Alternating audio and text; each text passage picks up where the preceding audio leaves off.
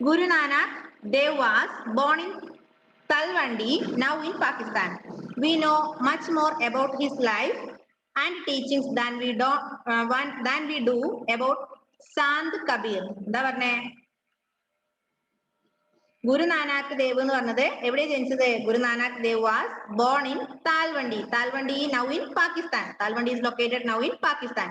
We know, നമുക്കറിയാം, much more about his life and teachings than we do Sant Kabir. Sant കബീറിനെ കുറിച്ച് അറിയുന്നതിനേക്കാൾ കൂടുതൽ knowledge നമുക്ക് ആരെ കുറിച്ച് അറിയാം? ഗുരു നാനാക്കിനെ കുറിച്ച് അറിയാം. Then teachings of Nanak. നാനാക്കിന്റെ teachings. Like Kabir, Nanak emphasized the worship of one God. Ik Ongar.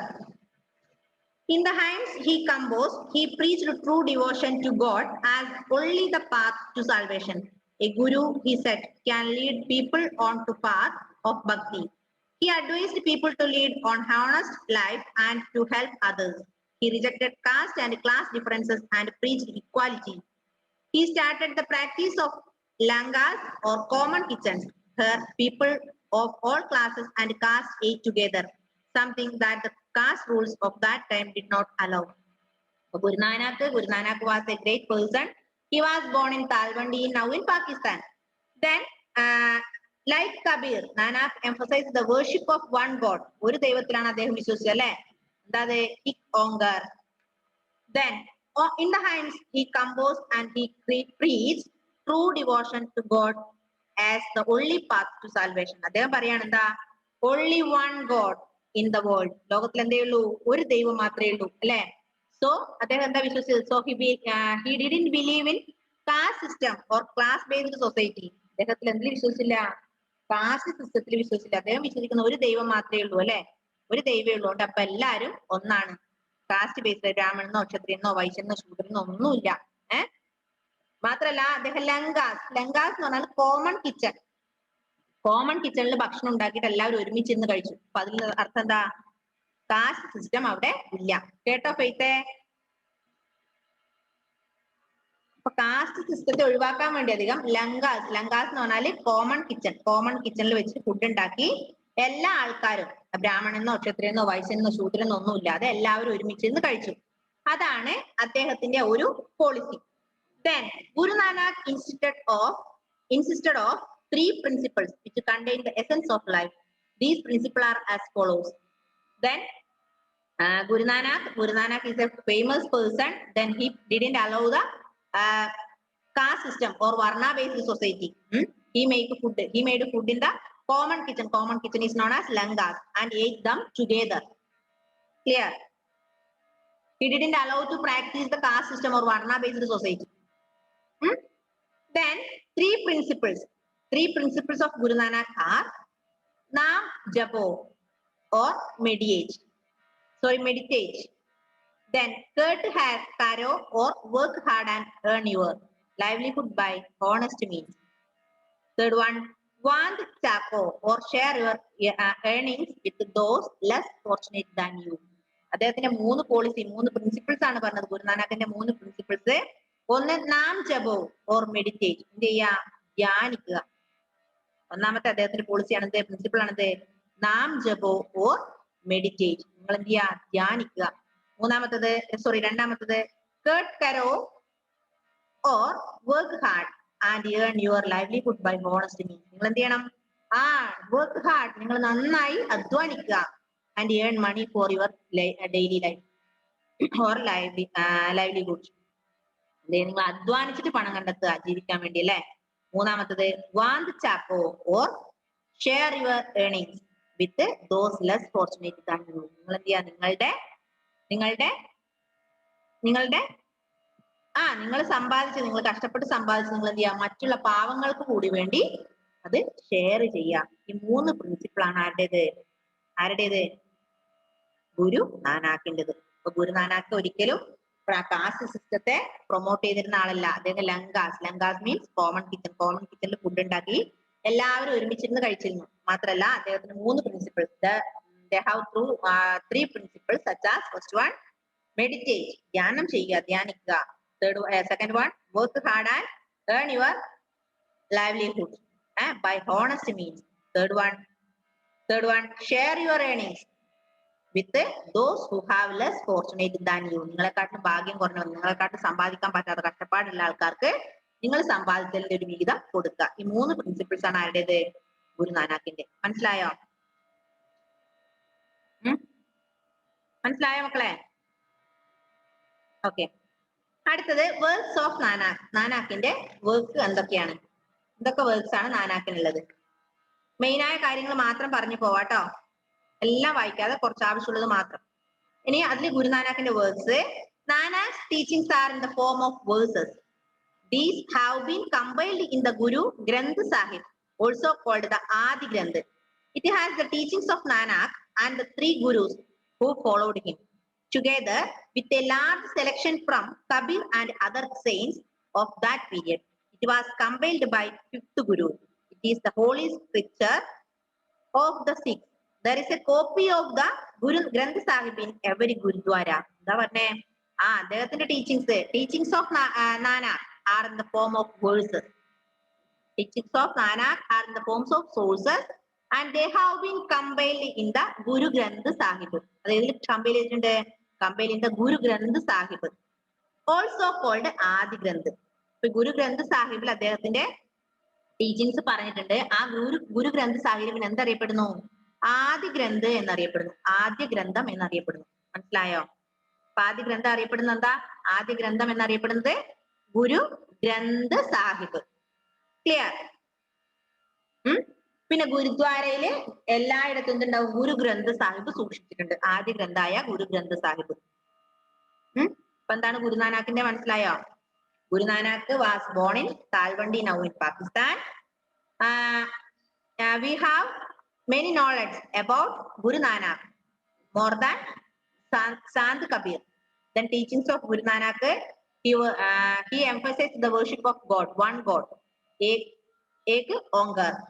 Then pinne parnu, he didn't believe the caste system. He made food in the lankas or common kitchen and ate them together. If there is no caste system, there is Brahmins, Kshatriyas, Vaishyas, Shudras, there is no caste system is there. There are 3 principles. There are 3 principles of Guru Nanak are: first one, meditate; second one, work hard and earn money for livelihood; then third one, share your earnings those who have less fortunate than you. Clear? Meditate, ധ്യാനിക്കുക, പിന്നെ നന്നായി ജോലി ചെയ്ത് പണം സമ്പാദിക്കുക, ആ സമ്പാദിച്ച് എന്ത് ചെയ്യുക?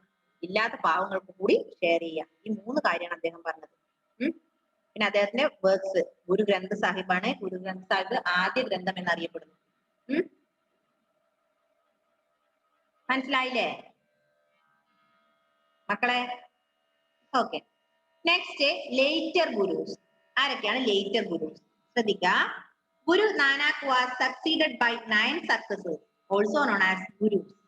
They were Guru Angad Dev, Guru Amardas, Guru Ramdas, Guru Arjun Dev, Guru Hargobind, Guru Harrai, Guru Har Krishnan, പിന്നെ Guru Tegh Bahadur and Guru Gobind Singh.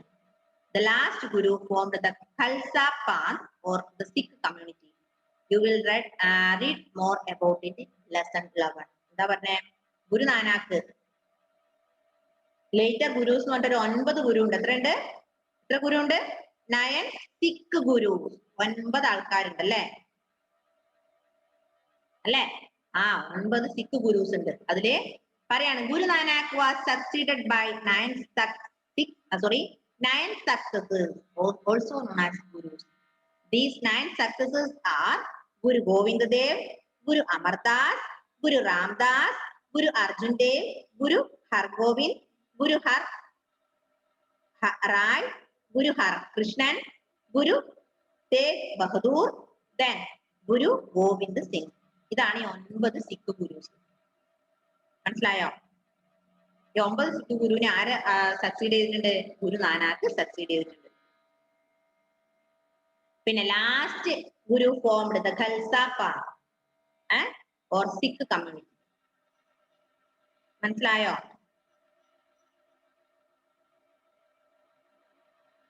Next is Sufi tradition. Sufism. Okay. The Sufi movement originated in West Asia from the 9th century onwards. Many Sufis began to migrate to India. They settled in different parts and asked the people to love God, lead a simple life, and treat one another as equals. They also interacted with the saints of the Bhakti movement. Both the traditions borrowed many ideas from each other. Sufi movement, Sufism, അല്ലേ? Sufi movement originated in West Asia. എവിടെയാണ് Sufism originated ചെയ്തത്? West Asiaയിലാണ്. From the 9th century onwards, many Sufis began to migrate to India. So firstly, Sufi movement originated in West Asia. After many years, or from the 9th century onwards, many Sufis began to migrate to India. അങ്ങനെ ആദ്യം west ഏഷ്യയിലായിരുന്നു സുഫീസ് ഉണ്ടായത്, Sufi movements ഉണ്ടായത്. അതിനുശേഷം 19ാം നൂറ്റാണ്ടായപ്പം എന്ത് ചെയ്തു? ഇന്ത്യയിലേക്ക് സുഫീസം migrate ചെയ്യപ്പെട്ടു. They settled in different parts and asked people to love God, lead a simple life, and treat one another as equal. എന്താ പറഞ്ഞേ? അങ്ങനെ 19ാം നൂറ്റാണ്ടായപ്പം ഈ സുഫീസ് ഇന്ത്യയിലേക്ക് കുടിയേറി പാർത്തു. ഇന്ത്യയിൽ കുടിയേറി പാർക്കപ്പെട്ടത് മാത്രം പോരാ, അവരെന്ത് ചെയ്തു? അവര് സെറ്റിൽഡ്, ഇന്ത്യയുടെ പല ഭാഗങ്ങളിലായി സെറ്റിലായി താമസം ആരംഭിച്ചു. എന്നിട്ട് അവരെന്ത് ചെയ്തു? ദൈവത്തിന്റെ സ്നേഹം, to love God, lead a simple life, ചെറിയ, അതായത് വലിയ ആഡംബര ജീവിതമല്ലാതെ ലഘു ജീവിതം നയിക്കാനും സ്നേഹത്തോടെയും അതുപോലെ എല്ലാവരും ഒരേപോലെ ഈക്വലായി സ്നേഹത്തോടെ ജീവിക്കാനും വേർതിരിവില്ലാതെ ജീവിക്കാൻ വേണ്ടി അവര് എല്ലാവരോടും പറഞ്ഞു, അല്ലെ? എല്ലാവരെയും പഠിപ്പിച്ചു. മനസ്സിലായോ? അടുത്തത് സൂഫി ഓർഡേഴ്സ്. അപ്പൊ സൂഫി ട്രഡീഷൻ എങ്ങനെയായിരുന്നു? ആദ്യമായി ഉണ്ടായത് വെസ്റ്റ് ഏഷ്യയിലാണ്. അതിനുശേഷം 19ാം നൂറ്റാണ്ടായപ്പോ അത് ഇന്ത്യയിലെ പല ഭാഗങ്ങളിലേക്ക് കുടിയേറപ്പെട്ടു. ദെൻ അതിനുശേഷം ഇന്ത്യയിലെ പല ഭാഗങ്ങളിൽ അവർ സെറ്റിലായിട്ട് അവരെന്ത് ചെയ്തു? ജനങ്ങളെ എന്തിനാ പഠിപ്പിച്ചേ? ലവ് ടു ഗോഡ്, ദൈവത്തെ സ്നേഹിക്കാനും, പിന്നെയോ സിമ്പിൾ ലൈഫ്, അതായത് ലഘു ജീവിതം നയിക്കാനും, എല്ലാവരും ഒരുപോലെ ട്രീറ്റ് ചെയ്യാനും ബഹുമാനിക്കാനും അവര് പഠിപ്പിച്ചു. Clear? Then Sufi orders.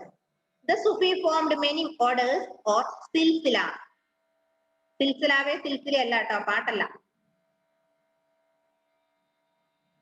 By the 13th century, there were 12 silsilas. Each one was named after its founder. Some popular silsilas were Chishtis, the Surawadis, the Firdausiya, the Kubrawaya, and Kwalandriya. The Chishti and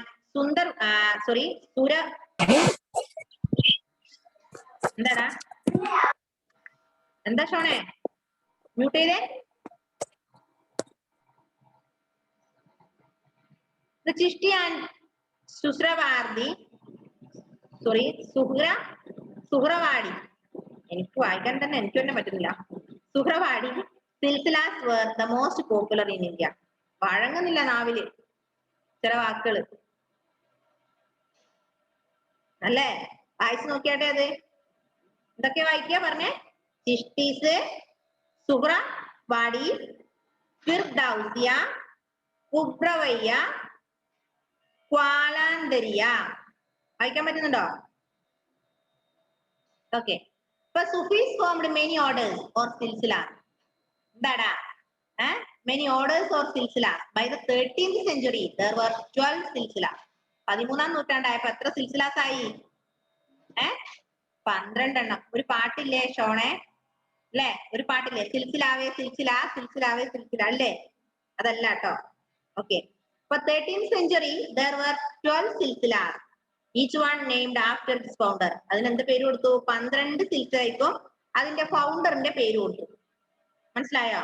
Some popular silsilas. പ്രധാനപ്പെട്ട സിൽസിലാസ് ഏതൊക്കെയാ? ചിഷ്ടീസ്, സുഹ്രവാഡീസ്, ഫിർദൗസിയ, Kubrawiyya and ക്വാളാന്തരിയ. ഈ 5 എണ്ണത്തിന്റെ പേര് ഇവിടെ കൊടുത്തിട്ടുണ്ട്. These are the famous silsilas.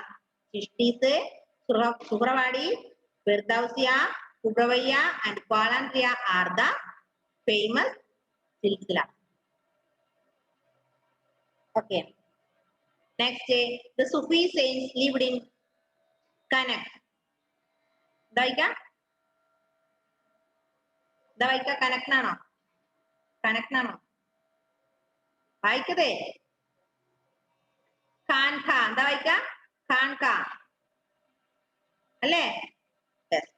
The Sufi saints lived in a Khanqa. Devotees of all religions came to these Khanqas to seek the blessings of the saints. Very often, kings and nobles also visited the Khanqas. Some people attributed miraculous powers to the Sufi saints. It was believed that they would cure illness and predict the future.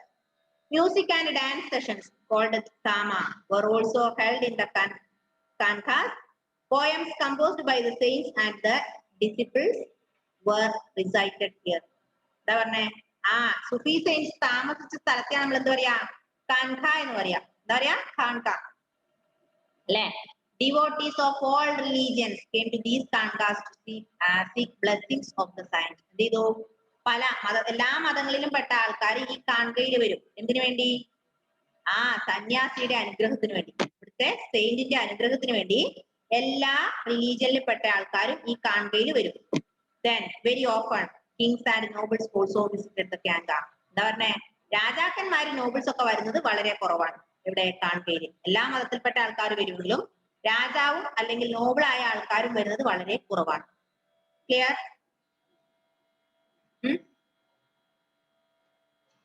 Next Chishti Silsila. എന്താണ് ചിഷ്ടി സിൽസില? അപ്പൊ അവരുടെ ഓർഡേഴ്സിനാണ് നമ്മൾ എന്ത് പറയാ സിൽസില എന്ന് പറയാ അല്ലെ. ചിഷ്ടി Silsila. The Chishti Silsila was very popular in India during the 13th and 14th centuries. One of the first great saints of this silsila was Khwaja Muinuddin Chishti. Khwaja Muinuddin Chishti. His dargah at Ajmer has been a famous center of pilgrimage since medieval times. The Urs festival is still held there every year. ഒന്ന് വായിച്ചു നോക്കിയത് എന്തെങ്കിലും മനസ്സിലായോ? ഒന്ന് വായിച്ചു നോക്കിയാട്ടെ പെട്ടെന്ന്.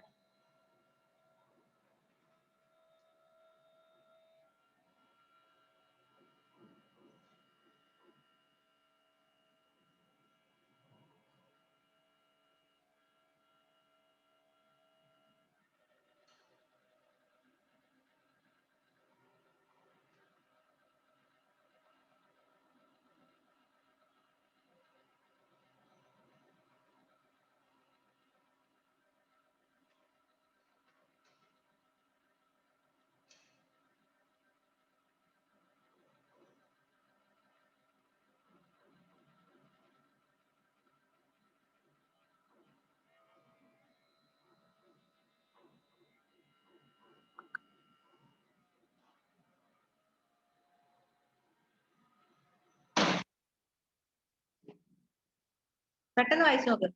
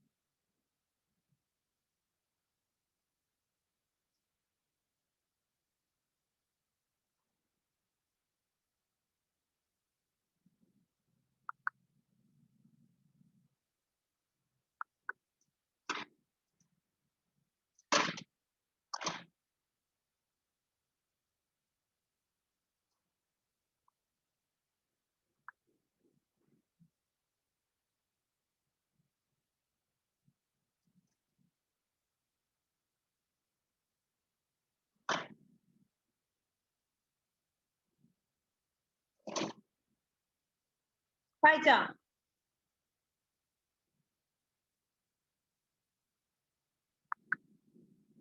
No miss കഴിഞ്ഞില്ല. പെട്ടെന്ന് വായിക്കും.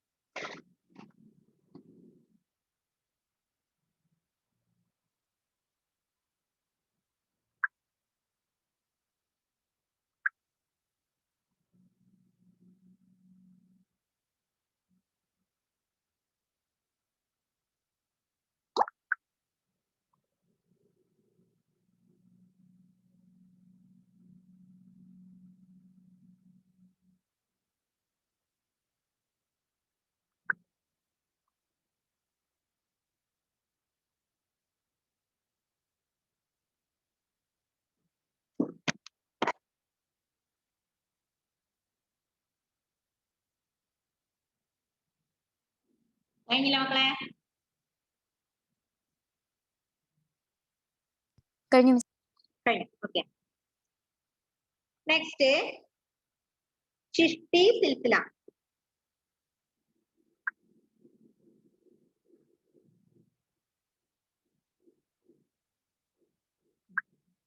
Chishti silsila was very popular in India during the 13th and 14th centuries.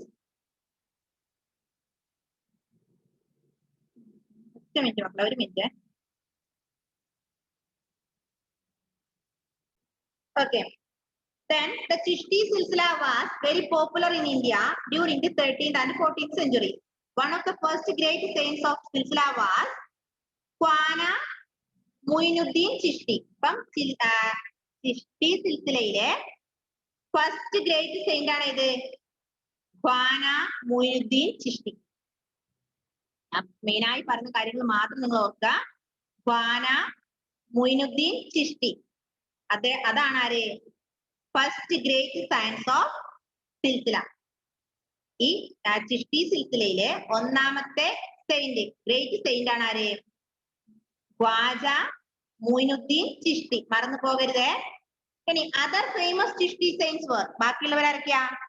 Khwaja Qutbuddin Bakhtiyar Kaki, Baba Farid, Sheikh Nasiruddin Muhammad Chirag e Delhi, and perhaps the greatest Sufi saints ever Khwaja Hazrat Nizamuddin ഔലിയ. ഇത്രയും പേര് ഒന്നും കൂടെ പറയാം.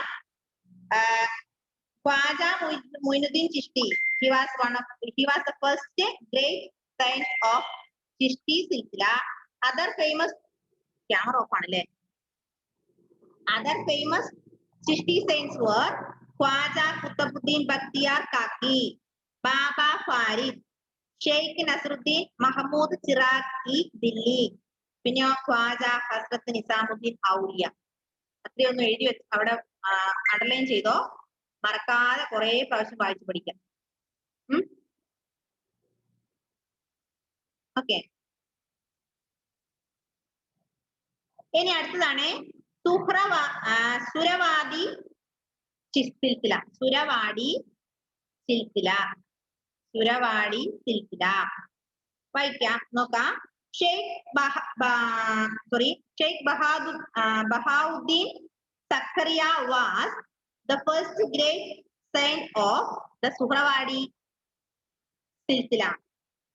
Shah Alam Bukhari and Sheikh Shihabuddin Suhrawadi were also important saints of this silsila. So Suhrawadi silsiലയിലെ first great saint ആരാ? Sheikh Bahauddin Zacharia. Sheikh Bahauddin Zakaria was the first great saint in Suravadi silsila. അത് കൂടാതെ ഷാ അലം Bukhari and Sheikh Shihabuddin സുരവാടി. ഈ മൂന്ന് പേരാണ് സുരവാടി സിൽസിലയിലെ important leaders. Suhrawardi സിൽസിലയിലെ important leaders. അത് first great saint എന്ന് പറയുന്നത് ഷെയ്ഖ് ബുഹാവുദ്ദീൻ സക്കറിയ ആണ്. പിന്നെ അത് കൂടാതെ Shah Alam Bukhari and Sheikh Shihabuddin Suravadi. These were the important saints of Suravadi silsila. കാണാതെ തന്നെ പഠിക്കണം കേട്ടോ. പേര് കാണാതെ തന്നെ പഠിക്കാം. ഇനി teachings of the Sufi saints. Sufi സെയിൻസിന്റെ ടീച്ചിങ്സ്. ഒന്ന്, God is supreme and should be worshipped through love and devotion. Meditation and standing of God's name. Sikr is very important. Sikr. Sikr. അവിടെ പറയുന്നത് God is supreme and should be worshipped through love and devotion. എന്താ പറഞ്ഞേ? ദൈവമാണ് എല്ലാം. God is supreme and should be worshipped through love and devotion. സ്നേഹത്തിലൂടെയും ഭക്തിയിലൂടെയും നമുക്ക് എന്ത് നേടാൻ പറ്റും? ദൈവത്തിന്റെ അടുത്തെത്താൻ പറ്റും അല്ലെ? God is supreme. ഒന്ന് പറയാണ് ഗോഡ് ഈസ് സുപ്രീം, ദൈവമാണ് എല്ലാം. പിന്നെ respect all religions. Different religions preach different ways of teaching God. എന്താ പറഞ്ഞേ? Reaching God. Respect all religions. എല്ലാ മതത്തെയും ബഹുമാനിക്കണം അല്ലെ? You should respect all religions. Then different religions preach different ways of reaching God. ഓരോ മതത്തിലും പലതരത്തിലാണ്, പല അഭിപ്രായങ്ങളാണ് അല്ലെ? എന്ത് ഇരുന്നാലും ക്രിസ്ത്യൻ, നമുക്കറിയാം ക്രിസ്ത്യന്റെ ടീച്ചിങ്സ് വേറെയാണ്, ഹിന്ദുസ് വേറെയാണ്, മുസ്ലിംസ് വേറെയാണ്, ഒക്കെ അറിയാം. എന്നാലും all religions are equal, so respect all religions in the world. Then third one, lead a simple life. എന്ത് ചെയ്യണം? ലളിതമായ ജീവിതം. Show charity towards the poor. എന്ത് ചെയ്യാ? പാവപ്പെട്ടവരോട് കുറച്ച് ദയ കാണിക്കുക. മാത്രല്ല സിമ്പിൾ ലൈഫ്, വലിയ ആഡംബര ജീവിതമൊന്നും അല്ല, സിമ്പിൾ ലൈഫ് മുന്നോട്ട് കൊണ്ടുപോവുക. Then fourth one, help those in need. Help those in need. എന്താ പറഞ്ഞേ? ആവശ്യം വന്നാല് ആൾക്കാരെ സഹായിക്കുക. അതാണ് ചാരിറ്റി ചെയ്യാന്ന് പറഞ്ഞത് അല്ലെ? ബുദ്ധിമുട്ടുള്ള ആൾക്കാരെ നമ്മൾ സഹായിക്കുക. Next one, fourth one, fifth one, follow A Guru who should show the correct path. നിങ്ങൾക്ക് ശരിയായ വഴി പറഞ്ഞു തന്ന ആൾക്കാരെ നിങ്ങൾ എന്ത് ചെയ്യാ? ഫോളോ ചെയ്യാം അല്ലെ? നിങ്ങൾക്ക് ഒരു ഗുരു ഉണ്ടാവും, ഇഷ്ടപ്പെട്ട ഒരു ഗുരു ഉണ്ടാവും, റോൾ മോഡൽ ഉണ്ടാവും. അതുപോലെ നിങ്ങൾക്ക് ആരെയാണോ കൂടുതൽ, നിങ്ങൾക്ക് നല്ല വഴി കാണിച്ചു തന്ന ഗുരു ആരാണോ അവരെ ഫോളോ ചെയ്യാം. Last one, one can come close to God through devotional music. Khwaja Muinuddin Chishti in a particular gave importance to musical gatherings. Devotional മ്യൂസിക്സിന് ഇമ്പോർട്ടന്റ് കൊടുക്കുക. അങ്ങനെ ഒരാളാണ് ആര്? ഖ്വാജ മുയിനുദ്ദീൻ ചിഷ്തി. അദ്ദേഹം ഡിവോഷണൽ മ്യൂസിക്സിന് ഇമ്പോർട്ടന്റ് കൊടുത്ത വ്യക്തിയാണ്. അപ്പൊ സൂഫി ടീച്ചിങ്സ് ഇത്രയേ ഉള്ളൂ. ഒന്ന്, God is supreme, respect all religion, lead simple life, help those who have need. ആർക്കാണ് ആവശ്യം, സഹായം ആവശ്യം, അവരെ സഹായിക്കുക. പിന്നെ follow A Guru who should show the correct path. നിങ്ങൾക്ക് നല്ല വഴി കാണിച്ചു തന്ന ഗുരുവിനെ നിങ്ങൾ ഫോളോ ചെയ്യാം. മനസ്സിലായോ? These are the teachings of saint. Other cults അത്ര അത് വേണമെന്നില്ല, അതവിടെ കേട്ടോ. ഇത്രയാണ് ഇമ്പോർട്ടന്റ്. ഇനി ഇമ്പോർട്ടന്റ് ആയ കാര്യം ഒന്നും കൂടെ ഞാൻ പറഞ്ഞുതരാം. ഒന്ന് ഭക്തി ട്രഡീഷൻ, പിന്നെ സാന്ത് കബീർ, ഗുരു നാനാക്ക്, പിന്നെ ലേറ്റർ ഗുരു, സൂഫി ട്രഡീഷൻ. മനസ്സിലായോ? കണ്ടിന്യൂസ് പീരീഡ് അല്ലേ മക്കളെ? കണ്ടിന്യൂസ് അല്ലേ?